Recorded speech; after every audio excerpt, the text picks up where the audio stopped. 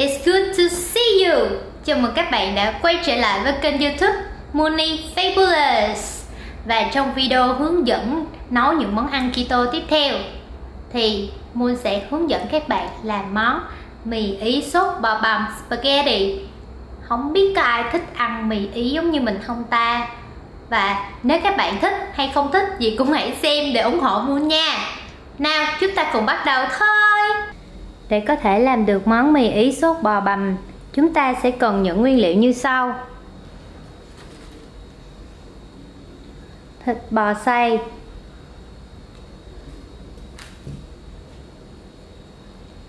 cà rốt sắc hạt lựu,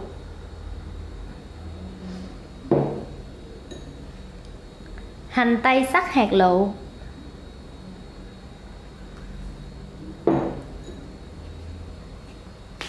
tỏi băm,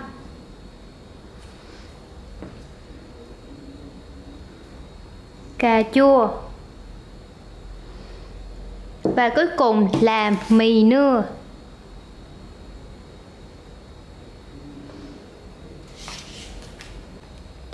Đầu tiên là Moon sẽ xử lý 2 quả cà chua này trước để làm phần sốt cà. Các bạn sẽ cắt làm tư cái phần này để tí nữa mình lột vỏ cà chua ra.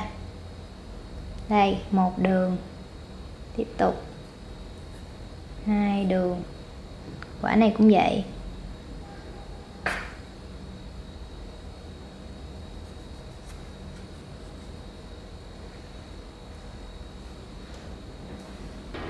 Moon đã chuẩn bị một nồi nước. Thì bây giờ Moon sẽ đun sôi cái nước này lên. Nước bây giờ đã sôi, Moon sẽ cho 2 quả cà chua vào để trần sơ.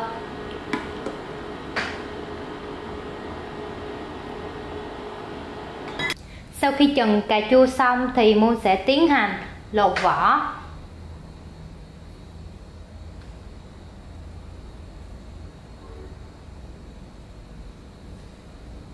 Khi mà mình cắt 4 góc như vậy á, rất là dễ lột vỏ luôn.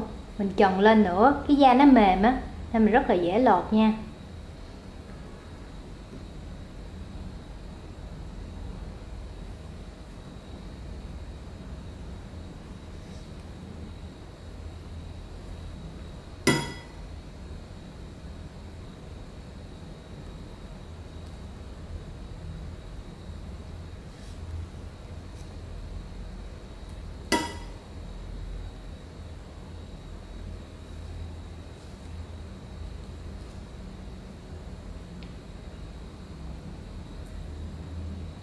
Sau đó mình cũng sẽ cắt lại theo 4 góc như ban đầu mình cắt.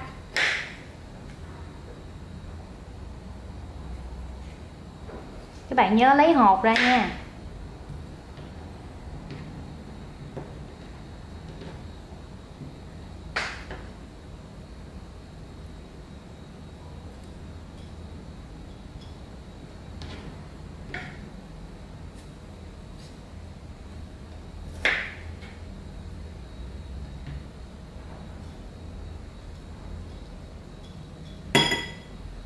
Tiếp theo là chúng ta sẽ tiến hành cắt hạt lựu cho cà chua.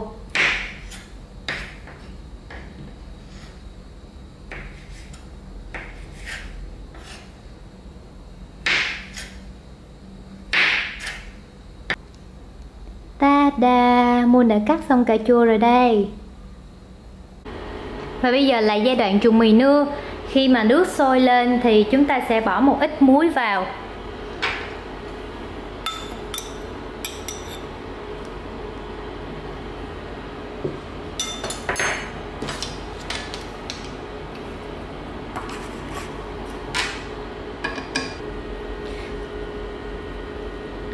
Cái mì nưa này mọi người nhớ trút hết cái nước ở trong gói bao bì ra nha.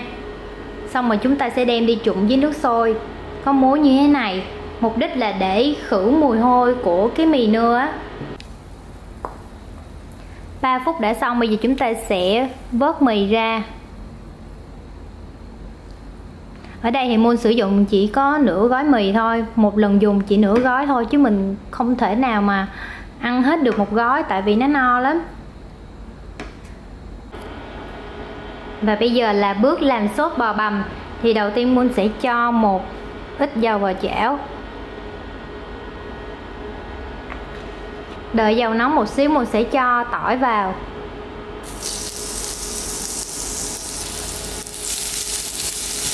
Phi tỏi một xíu cho thơm. Các bạn nhớ để lửa nhỏ thôi nha. Tiếp đến là Moon sẽ cho hành tây.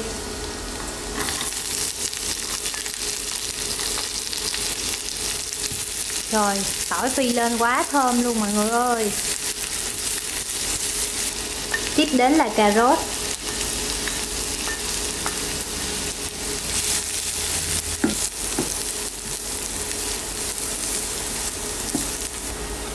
Cho thêm cà chua vào.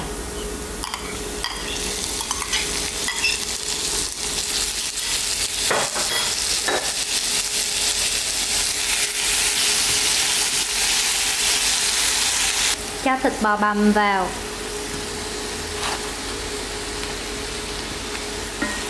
Ở đây Moon sử dụng chỉ có 100g thịt bò thôi nha. Để cho cái món mì Ý sốt bò bằm này nó đúng vị hơn thì Moon sẽ cho vào đây thêm 2 muỗng sốt cà.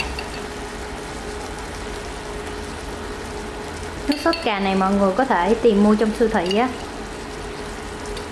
Nhưng mà mọi người nhớ đọc thành phần của nước sốt cà nha.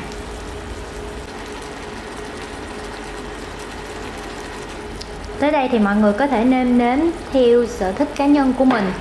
Thì ở đây Moon nêm thêm 1 muỗng cà phê hạt nêm,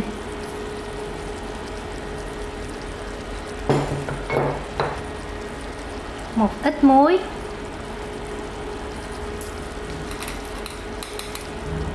nửa muỗng cà phê đường. Trong quá trình đun nước sốt đó, thì mọi người nhớ là nêm nếm lại cho hợp khẩu vị của mình nha. Và đây là 2 gia vị không thể thiếu được trong cái món mì Ý này, đó là lá húng tây và lá kinh giới khô. Mọi người có thể tìm mua 2 loại lá này trong siêu thị nha. 2 loại lá này cho vào nước sốt thì rất là thơm và nó sẽ đặc trưng lên cái mùi của mì Ý mà mấy cái nhà hàng Âu người ta thường làm á.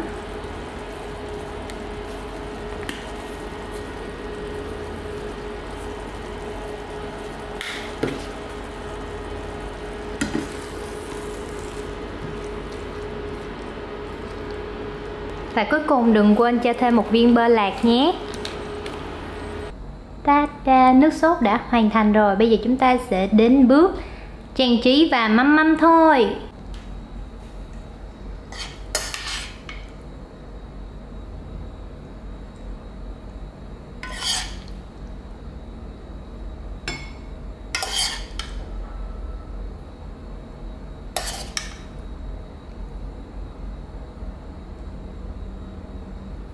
Và món này chúng ta sẽ ăn kèm chung với ngò tây và một ít phô mai bột nhé.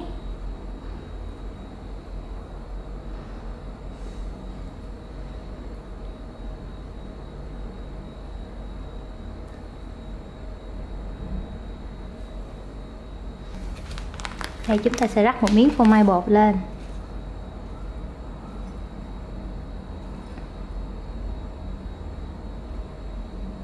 Chào mọi người, Moon đã trở lại rồi đây. Và đây là thành phẩm mì Ý sốt bò bằm của Moon. Tên tên tên tên. Vừa thấy hấp dẫn không? Đứng làm á mà đó bụng muốn chết. Bụng nó kêu quá trời luôn. Tại vì buổi sáng á Moon đi làm sớm quá nên chưa có kịp ăn sáng. Rồi, không nói nhiều nữa. Bây giờ Moon sẽ chiến hết cái dĩa này cho mọi người xem nha. Bây giờ mình sẽ lấy thử 1 cọng mì trước nha. Đây là cái sợi mì nưa. Sở dĩ Moon chọn cái mì nưa tại vì nó hợp với lại những người đang trong chế độ ăn keto. Còn cái cọng mì Ý mà cái cọng mì Ý màu vàng á thì nó không hợp, tại trong nó có chứa nhiều tinh bột lắm, nên mình thay thế mì này ăn cũng được.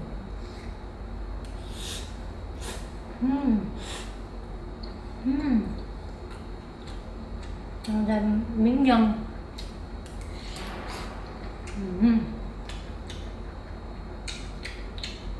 Quá ngon quá mọi người. Có thêm phô mai bột nữa, ăn hết sảy luôn. Đây nha.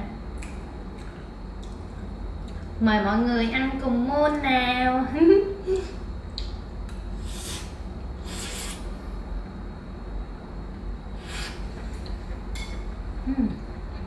Không.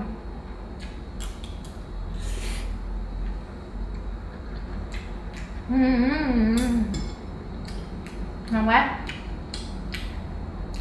Cái mì nưa này nè, hồi trước á Moon lướt trên group keto thì Moon thấy có một số bạn kêu là cái mì nưa này khó ăn, nhưng mà Moon ăn Moon thấy ngon dễ sợ luôn, mà Moon mới suy nghĩ ủa khó ăn làm sao. Có một số bạn nói là cái mì nưa này có cái mùi hơi kỳ kỳ, tại vì bình thường Moon ăn á, là Moon làm đúng theo cái hướng dẫn trên bao bì luôn, là nó dặn mình là trần sơ qua 3 phút đó, thì mỗi lần Moon ăn Moon đâu nghe mùi gì đâu mà Moon thấy ngon, nhai nó giòn giòn nữa. Thì mấy bạn kêu là mùi kỳ, bị khai gì đó, thì Moon mới tìm hiểu. Lúc đó mới nghĩ là chắc các bạn dùng trực tiếp luôn mà không có trần sơ qua, cho nên là các bạn hãy nhớ nha, khi mà mình mua mì nưa hay là bún nưa về là mình phải trụng qua nước trong vòng 3 phút và có muối trong đó nữa, thì ăn nó sẽ ngon và không bị khai.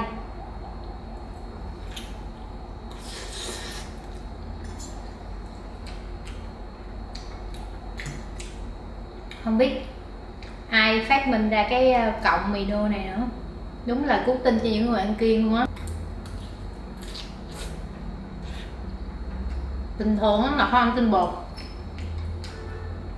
thèm bún thèm mì kinh khủng luôn, mà hơi là có cái này á mình ăn đỡ cho đỡ ghiền. Mà ăn cái bịch này hơi mắc, một gói mà mua hình như là 31.000 thì phải.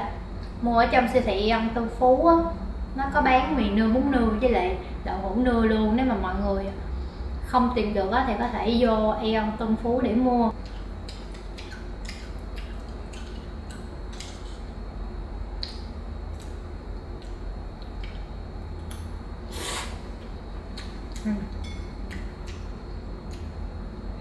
Cho cả nhà xem cái nhân chất lượng cỡ nào. Rớt rồi.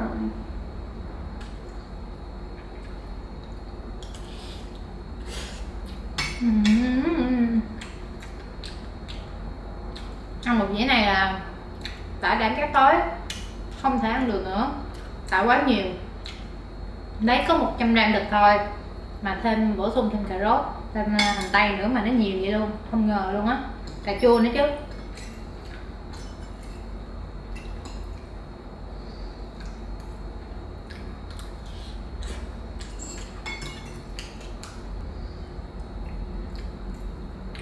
Rồi, ngon quá, không lẽ giờ ngồi cứ ăn hoài cho mọi người coi hoài hả, cũng kỳ. Thôi Moon xin phép dừng video tại đây nha. Nếu như các bạn có sự quan tâm về các món ăn có thể thích hợp với những người đang ăn theo chế độ keto thì hãy nhấn nút subscribe, like và share giúp Moon nha, để Moon có thêm động lực và làm thêm nhiều món ăn nữa. Và đừng quên, nếu các bạn muốn Moon làm món ăn nào thì hãy comment ở phía dưới nha. Và bây giờ thì chào tạm biệt mọi người và hẹn gặp lại.